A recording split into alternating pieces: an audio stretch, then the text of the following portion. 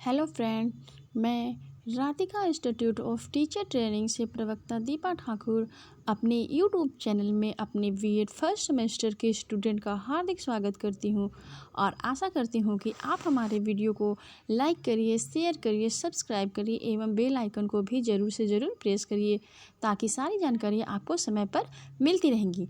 चलिए बच्चों, आज का हमारा टॉपिक है रूसो के अनुसार शिक्षा का पाठ्यक्रम, curriculum of education according to Rousseau. Rousseau द्वारा शिक्षा के उद्देश्यों को बालक की अवस्थाओं को बांटकर बताया गया है।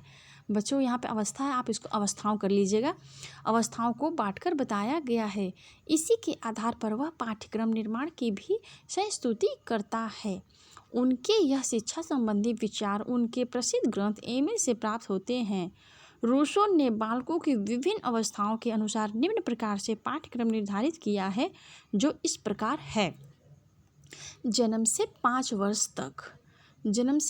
वर्ष तक रूसो शैशवावस्था में एमिल को समाज से दूर प्राकृतिक वातावरण में रखकर शारीरिक शिक्षा देने के पक्ष में है।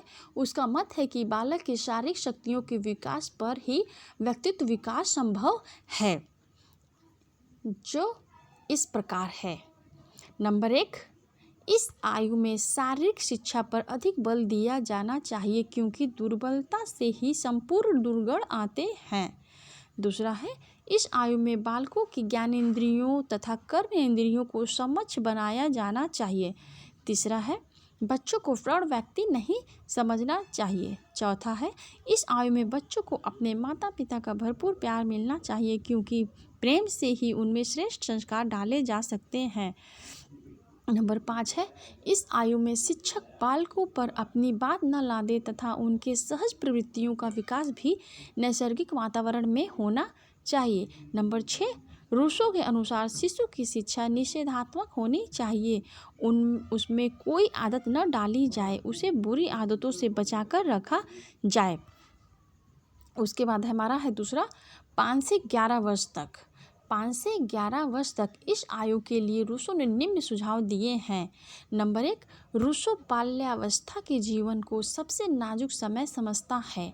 रूसो बालकों के ज्ञानेंद्रिय प्रशिक्षण पर बल देता है। वह कहता है कि यह समय ज्ञानेंद्रियों जैसे हाथ, पैर, आँख, कान, जिह्वा आदि को शिक्षित करने का है। इस समय बालक के विभिन्न अंगों को कसरत करने का अवसर मिलना चाहिए, जैसे तैरना, कूदना, गीतों द्वारा कान इंद्रिय को चेतनामय बनाना, स्पर्श द्वारा ठंडा, गर्म, कठोर आदि का ज्ञान प्राप्त करना आदि में वह अपनी ज्ञानेंद्रियों को साथ लेगा। दूसरा है, रूसो के अनुसार बालक को आचरण की शिक्षा तब तक नहीं दी जानी चाहिए जब तक वह नैतिकता या आचरण की श्रेष्ठता क्या होती यह न जान ले। रूसो नैतिकता या आचरण की शिक्षा स्वानुभवों के परिणामों के आधार पर देना चाहता है। नंबर 3, बालक की शिक्षा विदेशी भाषा में नहीं होनी चाहिए। विदेशी भाषा में शिक्षा देना बालक पर अन्याय करना है। बालक को उसकी मातृभाषा में ही शिक्षा प्रदान की जाए। नंबर 4, बालकों में सहनशीलता तथा कष्ट सहन करने की प्रवृत्ति का विकास किया जाए। नंबर 5, इस आयु में बालक जो भूलें करता है उस पर उसे दंडित न किया जाए। कार्य में भूल करने का ही वह परिणाम भुगतेगा। दंडित करने का अधिकार मनुष्य को नहीं है, प्रकृति ही उसे दंड देगी। उसके बाद है अगला हमारा 12 से 15 वर्ष तक। 12 से 15 वर्ष तक किशोरावस्था ऐसी अवस्था है जबकि बालक अपने को शांति युक्त, सुंदर एवं स्वावलंबी बनाने का प्रयत्न करता है। रूसो के अनुसार यह बौद्धिक शिक्षा एवं परिश्रम, निर्देश तथा आज्ञा का काल है। रूसो ने इस आयु के निम्न सुझाव दिए हैं। नंबर 1, 12 से 15 वर्ष का समय बौद्धिक शिक्षा का समय है। इस आयु में बालक कुछ सीखने का विचार करने की क्षमता प्राप्त कर लेता है। इस आयु में बौद्धिक शिक्षण प्रदान करने से पूर्व शिक्षक को यह जान लेना आवश्यक है कि बालक के लिए कौन सा ज्ञान उपयुक्त है। नंबर 2, रूसो के अनुसार किशोर की समझ के अनुकूल उससे प्रश्न करो और उसे सोचने दो। रूसो के अनुसार भूगोल और खगोल विज्ञान मानचित्रों की सहायता से न पढ़ाए जाएं, क्योंकि इससे बालकों को पृथ्वी आदि का गलत ज्ञान मिलता है। यह विषय किशोरों को प्रयत्न अथवा निरीक्षण के माध्यम से ही पढ़ाया जाना चाहिए। तीसरा, उसे श्रम के प्रति जागरूक करना चाहिए। श्रम के महत्व जानने तथा निर्भर होने के लिए रूसो ने एमिल को काष्ठकला सीखने की अनुमति दी है। इस प्रकार बालक में व्यावसायिक एवं व्यापारिक क्षमता उत्पन्न करनी चाहिए। नंबर 4, रूसो के अनुसार बालक को इस आयु में पुस्तकीय ज्ञान न दिया जाए। यदि उसे कोई पुस्तक पढ़ने के लिए देनी है तो डेनियल डिफो द्वारा लिखित रॉबिन्सन क्रूसो पुस्तक पढ़ने के लिए दी जाए।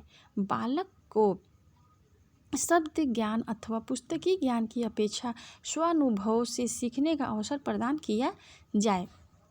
उसके बाद है हमारा 15 से 20 वर्ष तक। 15 से 20 वर्ष तक इस समय तक एमिल के शरीर इंद्रिय तथा बुद्धि का विकास हो चुका होता है। नव युवावस्था में उसके हृदय का भावात्मक विकास प्रारंभ होता है। अभी तक उसके निषेधात्मक शिक्षा का निर्बाध को ही महत्व दिया गया, किंतु अब यह निश्चयात्मक या निर्देशात्मक शिक्षा का प्रारंभ हो जाता है। अभी तक की शिक्षा व्यक्तिगत विकास के लिए थी, किंतु अब उसे समाज के योग्य बनाने के लिए शिक्षित करना आवश्यक है और उसे सामाजिक, नैतिक व धार्मिक शिक्षा देनी चाहिए। इस आयु में रूसो के विचार निम्न प्रकार के हैं। नंबर 1, इस आयु में व्यक्ति के लिए यौन संबंधी शिक्षा अनिवार्य हो जाती है तथा इसी समय व्यक्ति सामाजिक और नैतिक कर्तव्यों का ज्ञान प्राप्त कर सकता है। रूसो के ही शब्दों में, जब एमिल साथी की आवश्यकता अनुभव करेगा तब उसे अकेला नहीं छोड़ा जाएगा। हमने अब तक उसे शारीरिक, ज्ञानेंद्रिय संबंधी और बौद्धिक बल दिया है, अब उसे हृदय भी देना है। दूसरा पॉइंट है हमारा, रूसो केवल व्याख्यान या उपदेशों के माध्यम से सामाजिक बुराइयों या अच्छाइयों की शिक्षा नहीं देना चाहता। वह चाहता है कि युवक स्वयं सामाजिक स्थानों पर जाए और देखे कि उनमें क्या बुराइयां हैं। जब वह समाज के संपर्क में आकर दीन दुखी लोगों को देखेगा तो स्वभावतः उसमें करुणा व दया उत्पन्न होगी। परंतु रूसो कहता है कि युवकों को बार बार नहीं भेजना चाहिए, इससे वह कठोर हृदय वाला व्यक्ति भी बन सकता है। जैसे अगर हम किसी चीज़ को पहली बार देखते हैं तो हमारे अंदर कोई दया भाव उत्पन्न होता है, लेकिन अगर उसी चीज़ को हम बार बार देखेंगे तो हमारा हृदय कठोर कड़ा हो जाता है। तीसरा है, इस काल में बालक का भावात्मक, नैतिक तथा धार्मिक विकास आवश्यक है, जिससे वह समाज में सफलतापूर्वक रह सके और समाज सुधार की ओर प्रेरित हो सके। चौथा है हमारा, रूसो के अनुसार इस समय युवक को इतिहास का ज्ञान देना आवश्यक है। इतिहास की शिक्षा भी इतने स्वाभाविक ढंग से दी जानी चाहिए कि वर्तमान की दशाओं को देखकर इतिहास के प्रति कोई भ्रम अनुभव न करे। इतिहास के अध्ययन से युवाओं को यह समझाया जाएगा कि समाज में क्या क्या प्रशंसनीय है और क्या निंदनीय है। मतलब युवाओं को यह इतिहास के माध्यम से ही जानकारी दिया जाएगा कि हमारे समाज में क्या अच्छाइयाँ हैं और क्या बुराइयाँ हैं। बच्चों, इसके बाद हमारा यहाँ टॉपिक समाप्त होता है।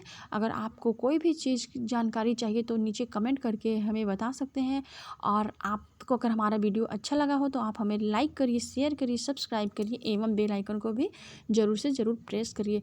थैंक यू, धन्यवाद।